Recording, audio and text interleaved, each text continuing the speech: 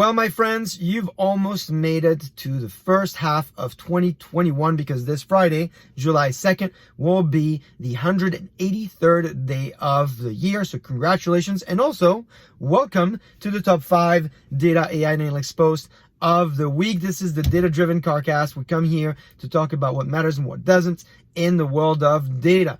I'm going to talk about a topic that is really hot: data modeling. Now, if you remember last week, I talked about data engineering. I referred to a blog that was talking about the rules of data engineering. It was very popular. Many of you reached out to me. In fact, I'm thinking about you, Joe, who even took that resource and made it an entire show with your company. And so clearly we hit something that is important to people in the audience. Now, this topic of data modeling sometimes is confusing. One of my CEOs at one of the startups I used to work at, and when we would go to events at the time when we still did them physically, would joke that his job was to be a data model. Now, I'm not referring to that.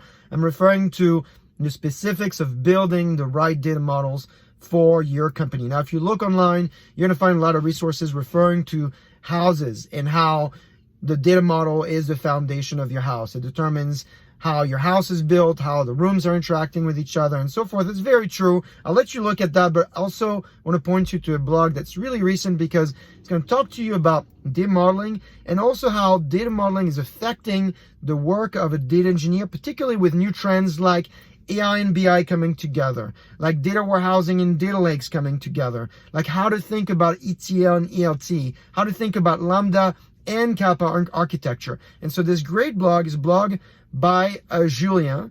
I'm putting the link down in my own blog here. It's also going to refer to technology like Apache UD and Apache Iceberg and how it affects you if you're a data engineer. Now, if you have no idea about the terms that I just used previously, that's why you want to take a look at his blog, as well as a couple of other resources from folks at Ericsson who explain kind of the difference between Lambda and Kappa. I think all of this stuff will be helpful for you as you're kind of learning about data engineering and data modeling.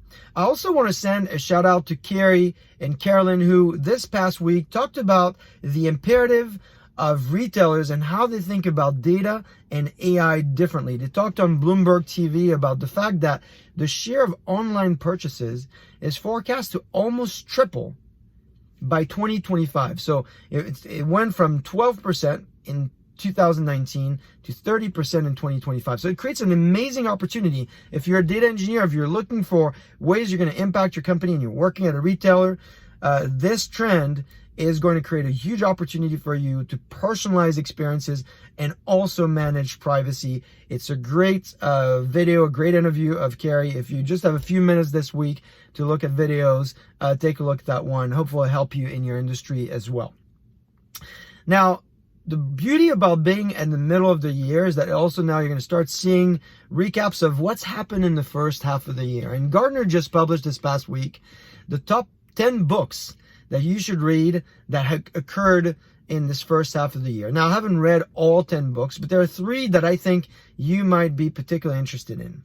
The first one is The Connector Manager: Why Some Leaders Build Exceptional Talent and Others Don't. Talks about the types of roles of managers. Great book, highly recommend it. The other one is The Technology Trap: Capital, Labor, and the Power in the Age of Automation. Talks about how to think about technology and how to think about where technology is going. Great book as well. And then finally, The 5 Disciplines of Inclusive Leaders: Unleashing the Power of All of Us. It's a great one around collaboration. This week, in fact, if you follow me, one of the best articles on HBR I highlighted was this idea of collaboration and working as a group, how to harness the power of all of them. It really connects with this theme here and this book. That's it for this week. This was a shorter one because I know if you're watching and if you're in Europe, you're trying to make time to go and check out those great Euro Cup games. I'm sure you had a great weekend if you support Italy and the Czech Republic and Belgium. My team, France, plays tomorrow morning, so we'll see what they do. As usual, I want to thank you for your engagement. Continue to send me article posts, comments, and things that you want me to talk about. Again, I want to thank those who attended Bernard Marr and my LinkedIn Live on Friday morning and contributed to it. I'm thinking about Jeff. I'm thinking about Mike. I'm thinking about all of you that continue to make this interaction really a great learning experience for all of us. Continue to do that. I hope these resources will help you this week. Have a great week, and I'll see you next week.